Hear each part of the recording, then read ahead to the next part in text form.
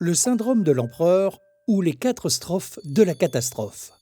Dans Les habits neufs de l'empereur, Hans Christian Andersen explique comment un empereur, un dirigeant, souhaitant impressionner ses sujets, ses collaborateurs, confie à 2 tisserands, ses consultants, la réalisation d'un habit, une stratégie de la plus belle étoffe. Strophe 1. Un ou plusieurs missionnaires imposent une doctrine que personne n'ose remettre en question. La doctrine des missionnaires est simple. Celui qui est incapable de voir l'étoffe de l'habit, de la stratégie, est un idiot. L'empereur, le dirigeant, souhaitant impressionner ses sujets, ses collaborateurs, et trouver qui, dans son entourage, est idiot, leur confie la réalisation de son habit, de sa stratégie.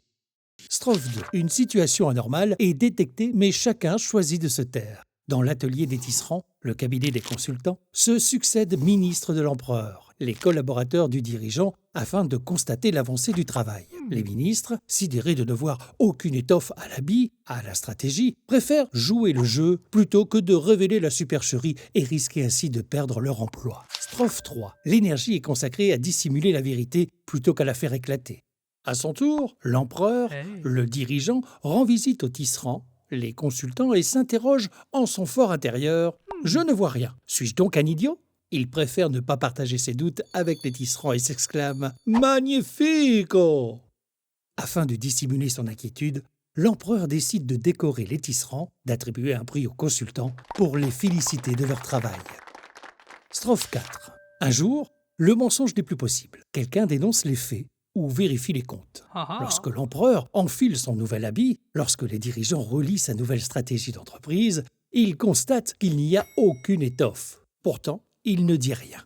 Il espère que personne ne se rendra compte de la supercherie lorsqu'il défilera dans la rue, lorsqu'il exposera sa stratégie à l'occasion de sa prochaine prise de parole. Vêtu d'une étoffe qui n'existe pas, à un discours sans étoffe en main, l'empereur défile nu dans la rue. Le dirigeant prononce un discours saturé de jargon. Chacun s'exclame « Quel superbe costume! Quelle fabuleuse stratégie !» Soudain, un enfant, les collaborateurs du dirigeant, osent dire ce qu'ils voient. Mais il n'y a pas du tout d'habit. C'est de la com, des éléments de langage. Conclusion. Quand les mots sont aussi vides de sens qu'un métier à tisser est vide de fil, c'est le pire qui advient. Dans ce conte, comme dans la vraie vie, ceux qui considèrent qu'être pris pour un idiot est la plus grande catastrophe possible suivent la voie du clerc, c'est-à-dire qu'ils obéissent et font comme les autres sans réfléchir. Chacun participe ainsi à une catastrophe bien plus grande, pour lui et les autres. Il sert les intérêts d'un missionnaire qui ne cherche qu'une chose, tirer profit. Vous avez aimé cette vidéo ? Découvrez dès maintenant notre livre « Éthique réaliste pour monde complexe ».